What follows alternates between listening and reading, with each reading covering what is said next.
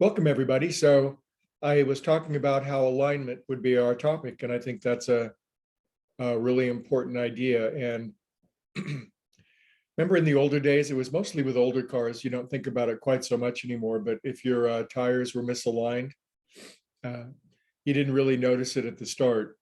But after a while, your ride got a little wobbly, and then your steering wheel would pull to one direction, and then your tires would start to wear poorly, and then you'd have a blowout, and then you'd crash.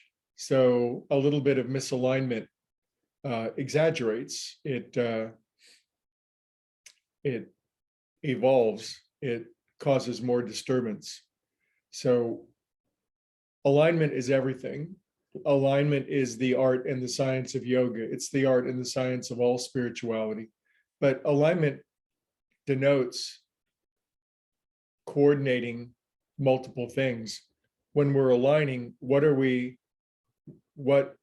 multiple things are we aligning in a specific order, a specific unity, a specific coherence, a specific intelligence, a specific sophistication, if you will? Isn't there just one of me? Well, we talked a couple minutes ago about the different layers or the different aspects of ourselves, and obviously we're not completely transparent to ourselves. Our consciousness, our conscious mind seems to be the tip of an iceberg.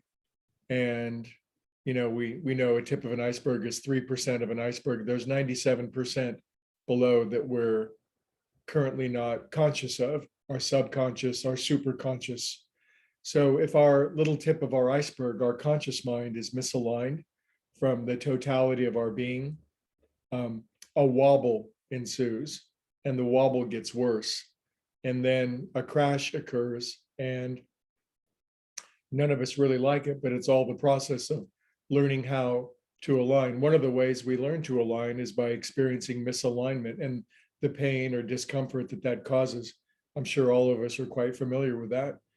But the process of alignment involves coordinating or bringing into coherence the various aspects of our being. What are those? Our thought, our feeling, our emotion, our spirit, our body, our nervous system, our brain. Golly, the list could go on and on. There's all these different aspects of ourselves to bring into alignment. If we're missing, I looked up some of the synonyms for aligned and aligned, and also misaligned and misaligned. So the antonyms for align and alignment and aligned are broken, disorganized, messy, out of control, fractured, and those almost sound like psychological, emotional states, don't they? The synonyms for alignment were balance, coordination, sophistication, blending, coordinated, these beautiful words that we like to feel when we feel them.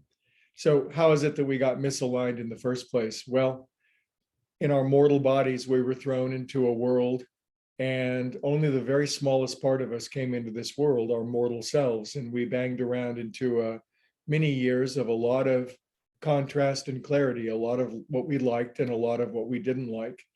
And in that process, we developed minds and brains that came up with patterns of thinking that could be far different than our larger self. So let's say our larger self is our soul self and connected with spirit. What are the thoughts of God? Love, truth, beauty, kindness, wisdom, intelligence, harmony, balance, forgiveness, mercy. How might we begin to think as a human being? Egotistical, mean-spirited, fearful, anxious, resentful, bitter, jealous. Those thoughts are so different. Those emotions are so different than what the larger part of us is feeling. We actually experience a virtual, a real disconnection between our true selves and our mortal selves. And there's a definition for that, and it's called hell. And when we go there, we've sentenced ourselves there, but fortunately it's not eternal damnation. We can make a comeback, but it all involves alignment. We have to begin to think like our higher selves. We have to begin to practice emotions. We have to begin to engage behaviors that are coordinated and coherent and not disconnected from who we truly are. This is alignment. How do we best do it? What's the number one thing?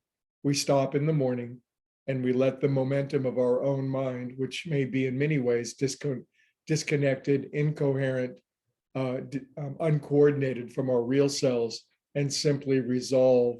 We get a factory reset. And then our larger self comes in. And I'm sure you've all seen a Venn diagram, the circles on a gray square, and our smaller self and our big self, which may be disconnected, they begin to align. Imagine the smaller circle aligning perfectly with the larger circle. All the river of life is flowing through you, all the wisdom, all the truth, all the beauty, all the love, all the wisdom, all the peace, all the joy, all the bliss of being is available for you to aim at anything and everything that we see. This is where we're heading. We may not be there yet. Our ride still may be a little wobbly. Our tires may be a little worn. We may have had a few blowouts, but if we practice alignment every day, the power greater than ourselves is an actual aligning dynamic. We don't have to do all the aligning. We have to do the teeniest little fraction of it that we can do. And then the universe will do the rest of the aligning for us. The universe will tune us in.